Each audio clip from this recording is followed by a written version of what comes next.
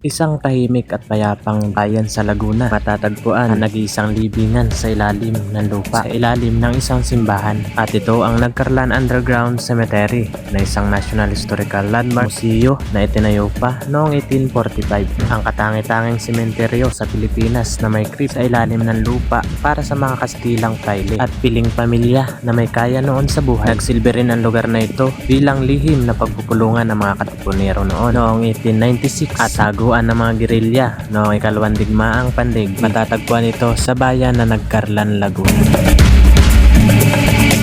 At saglit nating tuklasin ang hiwaga ng lugar na ito. Mga kalakbay, Juice TV. Tara!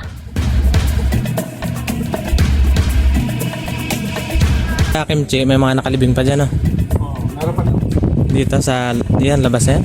At ito yung lumang simbahan at sa ilalim nito, dito nakatayo mismo yung underground cemetery. Sa loob nito ay makikita mo yung mga lumang gamit, mga bahagi ng parte sa lugar na ito. Kagaya ng adobe at ladrilyo na ginagamit noon sa paggawa ng mga titibay na pader at bubungan. Himlaya ng ulo ng santo, meron din dito. At napakarami pang lumang gamit na makikita mo. Dito naman sa kabilang side, makikita mo yung entrance papuntang mismo doon sa underground cemetery. At ito nga yung ating pupuntahan para makita. So first time nating pumunta rito at makapasok dito sa underground cemetery dito sa Nagcarlan, Laguna. At nakakakaba rin kasi panahon pa ang cemetery na ito noong World War II.